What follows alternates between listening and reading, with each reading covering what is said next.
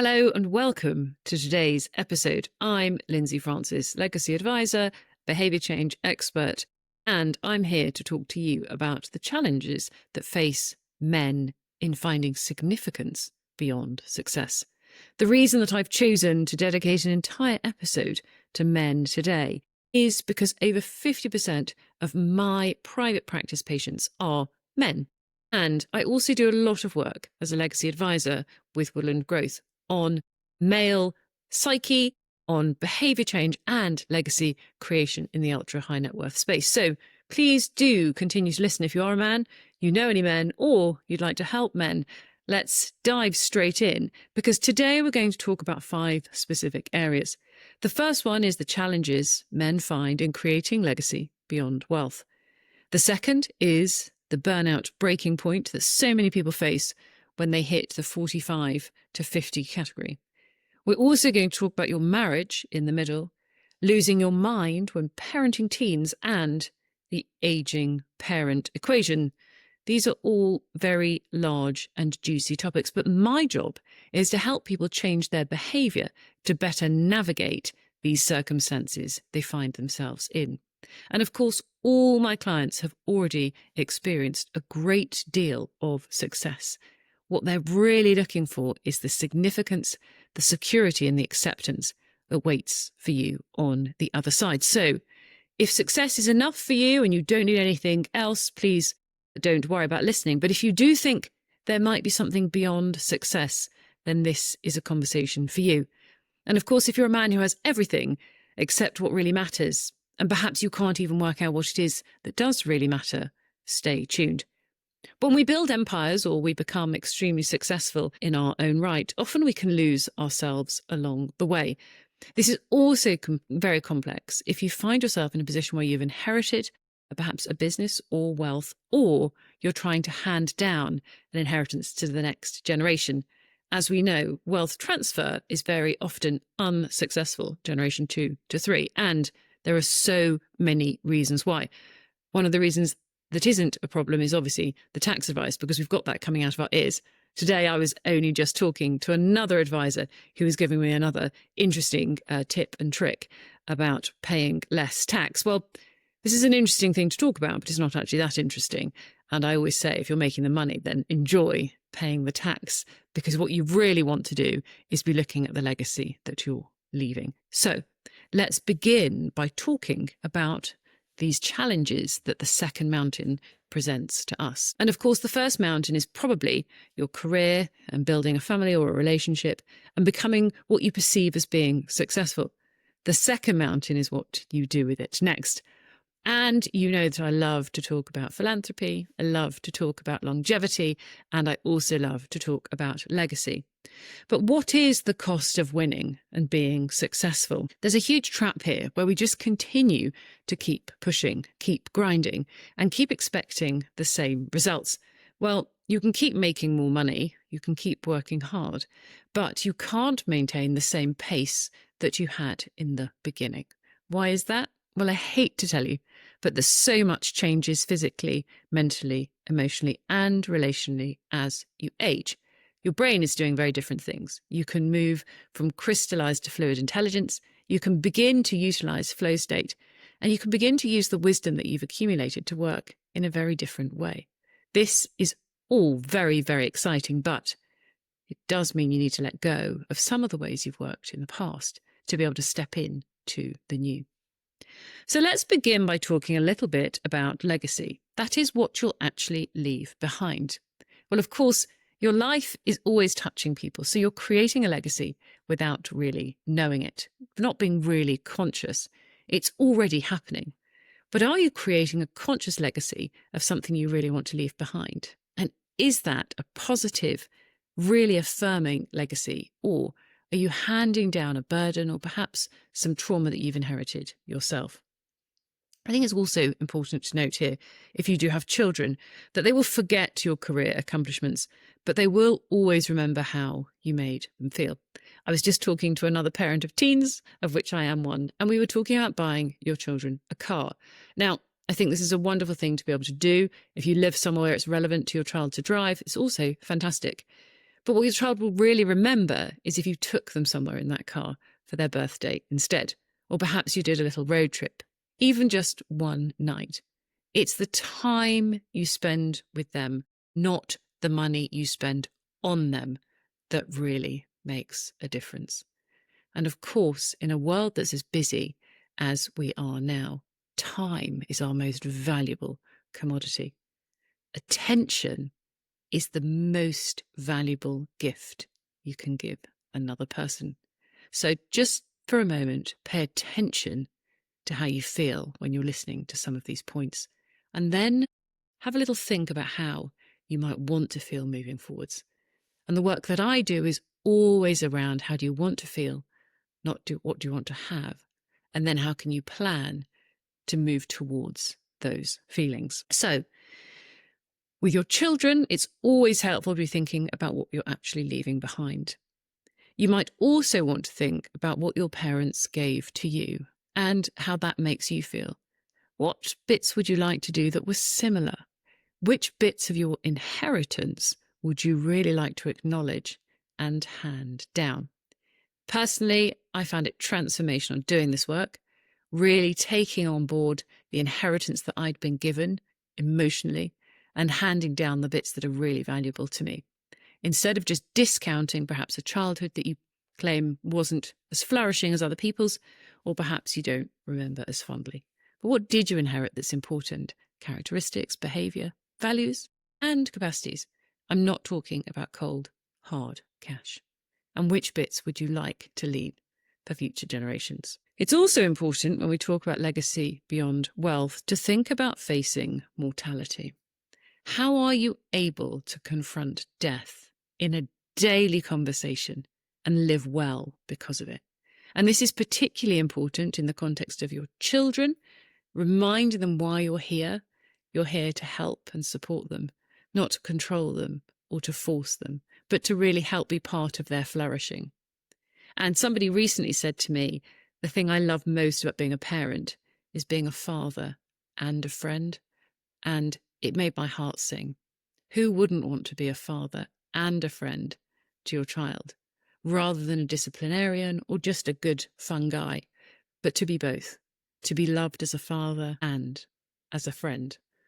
That has to be the ultimate goal, the satisfaction beyond success. It's also incredibly helpful to face mortality when it comes to talking to your own parents. If you still have them, this is a conversation that can be incredibly confrontational.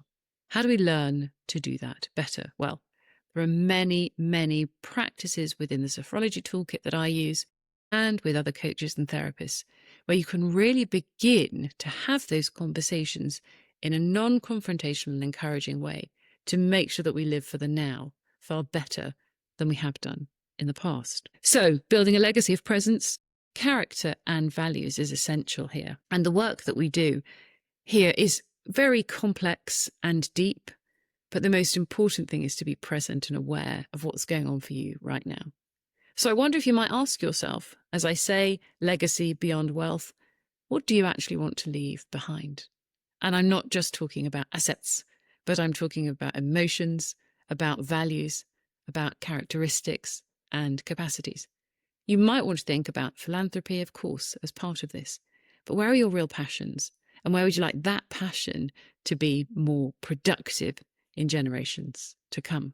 The second point that I'd love to talk about as a challenge facing men in satisfaction beyond success is the burnout breaking point.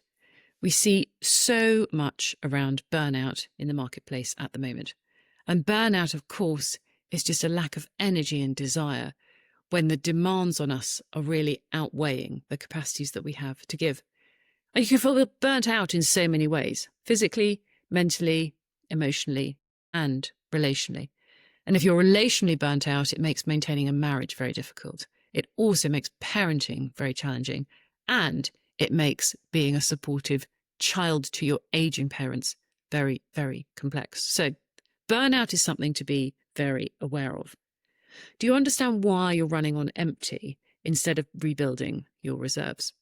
And I love a retreat. I'm a great fan, and of course I run my own, but this is not the solution to be going right in to the bottom and then having to have a retreat to come back out the other side. What you really want is to find a way to maintain your energy post 45 to a sustainable way. Those of you who are listening, who are semi-professional athletes, as happens to so many successful people as they get older and they start indulging in perhaps road biking, triathlon, free diving, or any other of these very exciting sports, is you are fit. Your resting heart rate will be low. And if any of you are sitting here wearing a biometric tracker, Whoop, Aura, or Garmin, you can have a quick look now. I bet your resting heart rate's under 55 and you're feeling quite proud of yourself. But now have a look at your heart rate variability. This number is often a lot lower. Let me tell you why. You're physically fit, but your nervous system is in fight or flight constantly. So the variability in heart rate is very low. This is not a good sign when you look at longevity. You really want to be coming into your latter years with a strong heart, with a strong nervous system, functioning optimally, going for really good gut health, mitochondrial function, and all the other things that we could be talking about. Of course, these are the things I talk to my clients about. But it's so important to realize that you're probably burning the candle at both ends. You now need to pick another gear. It's a bit like remembering you've got a fifth gear on the motorway when you're in fourth. That's what we're going for post 45. We're looking for the fifth gear to give us that smooth, continuous energy. We're not going to have to race around corners. We're not going to have to slow down too much, but we're looking for something that feels smooth and sustainable. There is also a unique pressure around the age of 50 when you're needed by 3 generations simultaneously. Your children need you, your parents need you, your peers probably need you, and your wife needs you. This is where being in your masculine energy is so important. I speak to so many people that find this period of life incredibly frustrating. And between every action and a reaction is a response.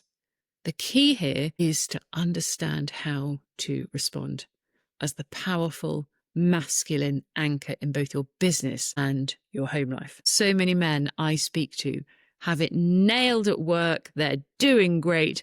They feel fantastic and in charge. They come home, open the front door, and they return to what can only be described as a war zone. Of course, this is also conceptual, but it is going to be very different. And learning to switch gears, but staying in that powerful, authentic masculine energy is so important. Please don't turn your back on your teenage children at the first sign of them doing something that you can't control, because it's when they need you most.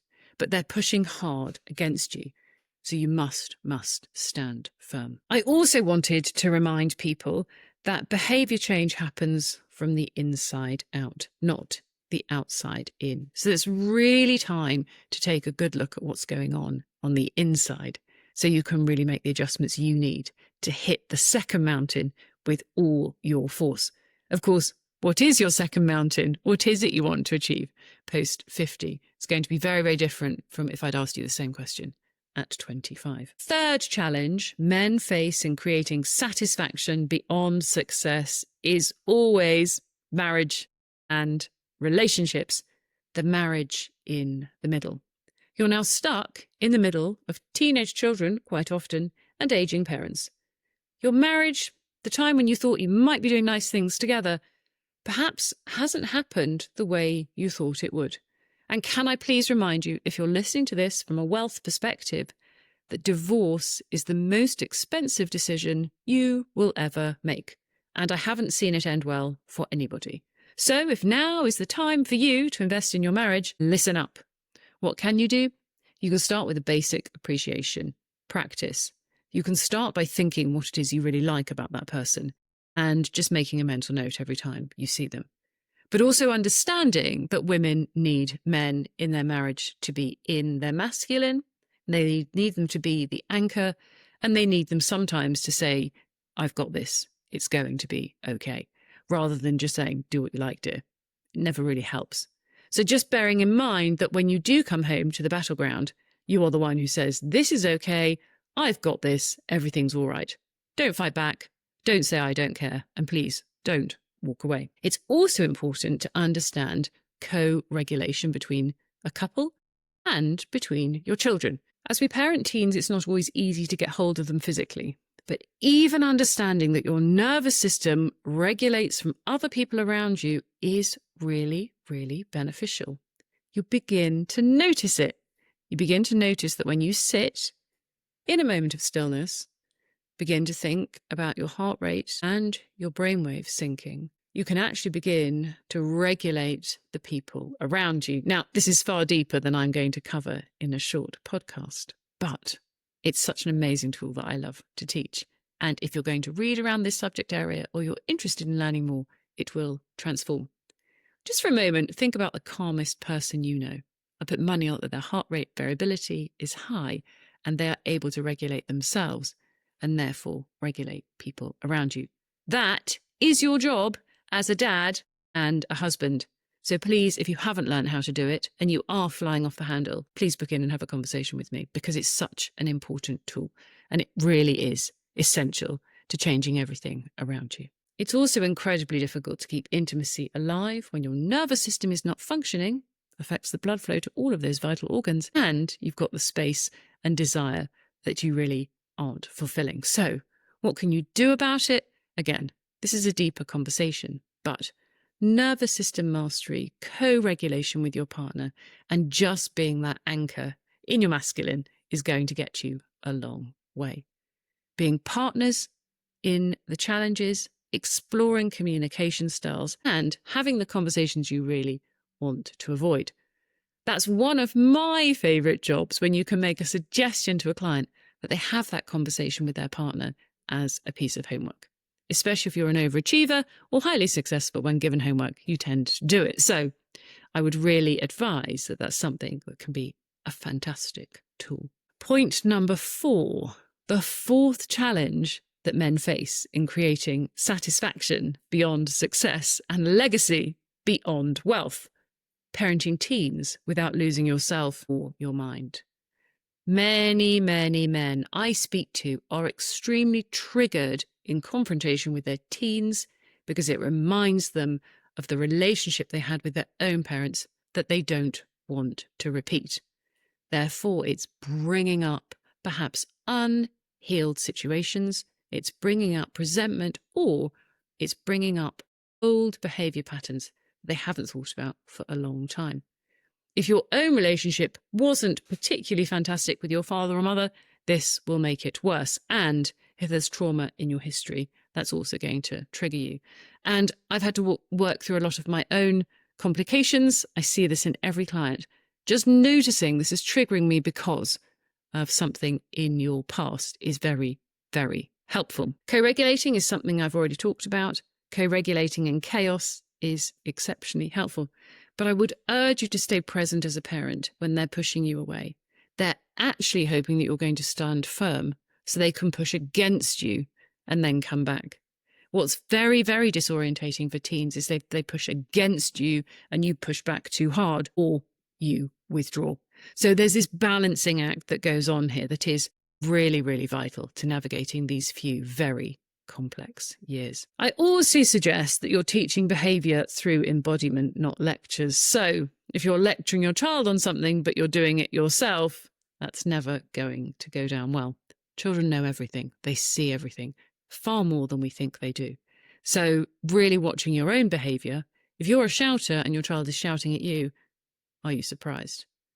And we don't need to talk in detail about some of the poor behaviour that sometimes happens in homes, but it is important just to check in with yourself that you are behaving in a way that you really want to. So practicing with a coach or a therapist is super helpful. How do I want to behave when this situation occurs? How do I want to feel when I end up in these confrontational situations?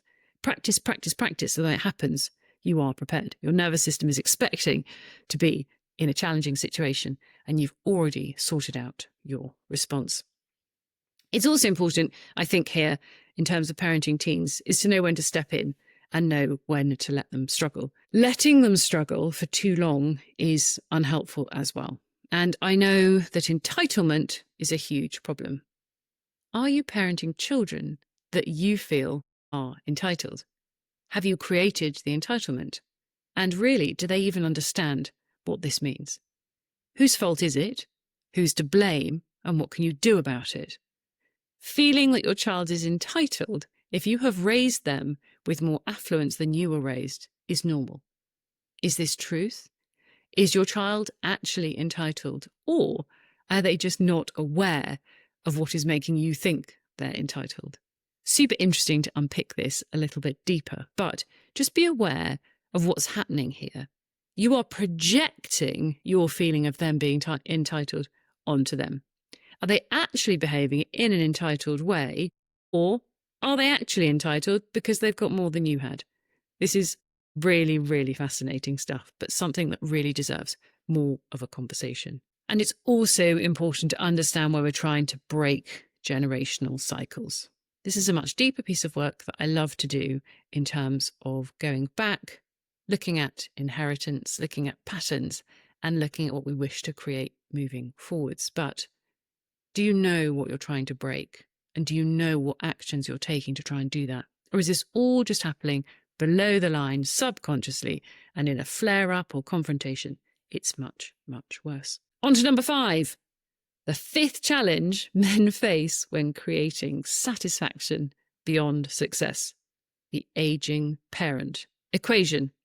How do you honour your father and mother whilst also looking after your own self and your own family? How do you navigate this role reversal where you become responsible? Every single client I speak to with parents that are still alive over the age of 45 tackles this problem. It's a real shift when you realise that the roles are being reversed. It's a bigger conversation, but just being aware that this is happening and it requires a conversation and perhaps a change in behaviour to navigate well. We could also now talk about the way that your brain changes as you age. Of course, it's always a bit of a joke that people become old and cantankerous. But is it true? In some cases, yes. Do they know that they're doing it? In some cases, no. And is it okay? Well, there's nothing you can do about it, but you can change the way you respond. So there are different patterns, there are different aging processes, and of course, there are different symptoms. And if you are dealing with a parent who's got cognitive decline, Alzheimer's, or dementia, this is even more complex. But noticing when it's triggering you and noticing when it becomes about you and not about them is really, really important. I've already talked about honest conversations about death. Do you want the good news? We are absolutely, definitely all dying. Do you want the bad news? Some of us are doing it better than others. And I'm not talking about going to a longevity clinic in your nearest city and spending several £1,000s. I'm talking about your mindset. I'm talking about those epigenetic principles that say behaviour actually triggers the way our genes respond. The way we talk to ourselves is so important. And what we think about ourselves is essential. So again, a super piece of work to do here if this is something that you're struggling with. The reality of death. Yep, it's definitely real. It's definitely happening. There are some fantastic books out there, but the better you face it, the more productive and enjoyable today becomes. It's also really, really important to be balancing your own needs versus the demands of other people. So again, we're talking about aging parents, teenagers, your marriage and yourself and your business. I would just say something that really mystifies me, and it applies to my own work, is if you are successful and you're in charge, so you're working for yourself, perhaps you're the CEO, perhaps you're the founder, or perhaps you've actually exited, then it's your choice about how busy you are. You choose. And what you're not changing, you're choosing. So who's making me busy if I'm running my own business? Is it my clients or is it me? Is it a lack of boundaries? This is a really, really interesting place to be in conversation about planning, about daily habits, and about priorities. And so many of us just say yes, yes, yes, when we should be saying no, no, no. Is that you? Get in touch. We also need to think a little bit here about grief. I'm sad to say that I've got a number of clients who are grieving the loss of a parent. This is not a quick process. It's a long process and it's going to keep going. But what you don't want to do is choke on undigested grief. How do you digest it? Well, you can start talking about the Kubler Ross cycle of grief, and it's worth looking up now because it's a brilliant model, just to give you an understanding of how cyclical the nature of grief can be. But working with a counsellor, a coach, a therapist, or another trusted practitioner on dealing with some of this, especially if it's old grief that hasn't been processed, is really, really important. It's going to keep tripping you up. And it's not quick, but dealing with it is essential. And finally, the grief of watching your own parents decline whilst raising your children that still need you. This is a very, very strange place to be. When you're trying to let your own children fly, yet you're beginning to realise that you're now responsible for them and your parents. It's almost like having kids again. But it is a point that we all get to. And when you navigate it well, you are going to find satisfaction beyond success. You're also going to start stepping into a legacy way beyond wealth that will really serve you and generations to come. What we're looking for is good communication, unity, and authenticity. And I'm going to end this conversation on the topic of vulnerability. Every one of the 5 points I've talked about today require you to be vulnerable. This is not a man's favourite emotion, because historically men are hunting and gathering. They're out there in the field, and being vulnerable will get them killed. But there is a time to be vulnerable, and there is a time to be resilient, and there is a time to be strong, and there is a time to be empathetic, and so many more emotions. What is important is knowing these emotions, understanding, recognizing, and knowing what to do with them. So until next time, if you'd like to have a conversation about any of these things, some of my favourite topics. I love working with men, of course, and women. And my job is to work with founders, leaders, investors, and entrepreneurs, navigating success, satisfaction, and creating a legacy that really, really does impact generations to come. So until next time, you can find me at www.lindseyfrances.co.uk. Of course, you can find me on LinkedIn, and you can continue to listen to this podcast. But please do share, please do subscribe, and I will see you all very soon.